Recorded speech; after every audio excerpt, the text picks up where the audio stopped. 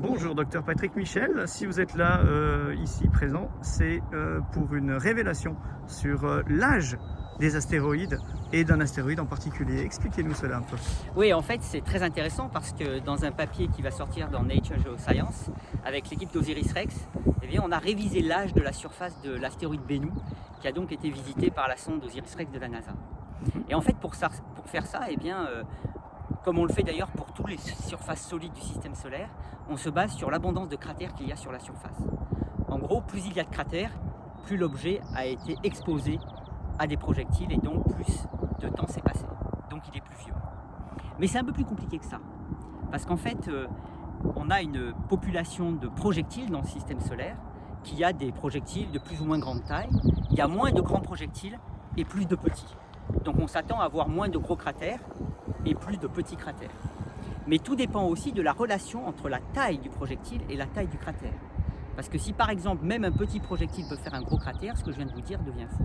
Alors montrez-nous cela. Alors en fait, le truc c'est que sur Bennu déjà, on a découvert qu'il y a une sorte de déficit de petits cratères par rapport à ce qui est attendu et par rapport à la population de ces petits projectiles.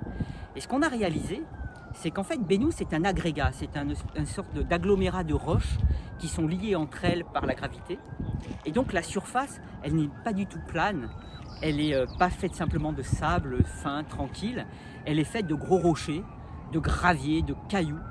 Et en fait, si le projectile est plus petit que la taille des rochers qu'il rencontre lorsqu'il tape la surface, eh bien il ne va pas laisser de cratère. Et on peut le montrer ici, par exemple, ici on a une surface où on a des graviers assez fins, et quand je tape avec un projectile, je vois que je laisse une trace.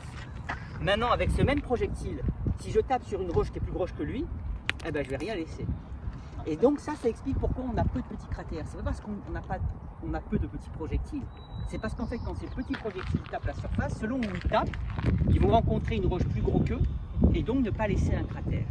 En prenant ça en compte et en révisant un petit peu ces relations entre taille du projectile et taille d'un cratère sur Bennu, eh bien on s'est rendu compte qu'en fait la surface, elle est très jeune par rapport à l'âge estimé de l'astéroïde lui-même. Autrement dit, l'âge de la surface est de l'ordre de quelques millions d'années à peut-être 60 millions d'années, alors que l'âge de Bennu est estimé à presque 1 milliard d'années, plusieurs centaines de millions d'années. Ça fait une très grosse différence. Ça fait une grande différence, et donc la façon de l'expliquer, c'est de se dire que en fait, cette surface, elle est régulièrement renouvelée, parce que l'astéroïde bouge, il a des mouvements de surface, des avalanches, parfois même les cratères provoquent des vibrations sismiques. Et du coup, finalement, ce que l'on mesure quand on mesure l'âge de la surface, c'est en fait le temps qui est passé jusqu'au dernier renouvellement de cette surface par les différents mouvements qu'elle subit.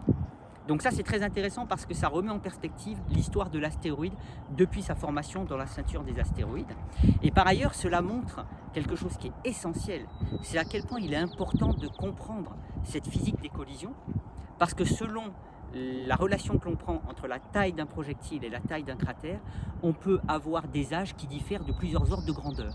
Les publications précédentes estimaient l'âge de la surface à plusieurs centaines de millions d'années.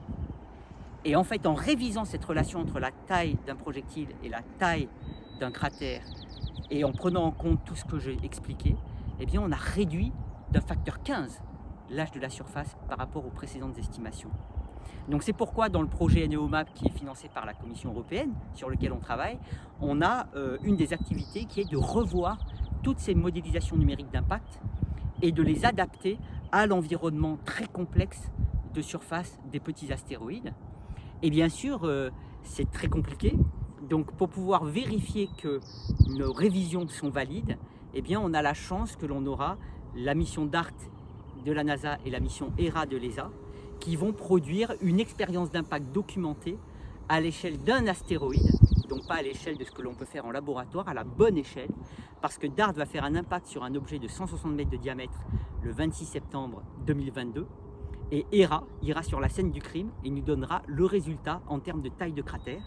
Et donc on pourra vérifier cette relation entre taille du projectile, DART, et la taille du cratère qu'il laissera, et donc vérifier si nos nouvelles modélisations numériques révisées sont valides ou non à l'échelle d'un astéroïde, ce qui nous permettra d'ailleurs de revoir tous les âges de surface estimés précédemment avec cette fois-ci des modélisations qui prennent en compte tous les processus qui ont lieu à la surface d'un astéroïde, qui sont assez complexes, et donc c'est un défi énorme mais en même temps très excitant.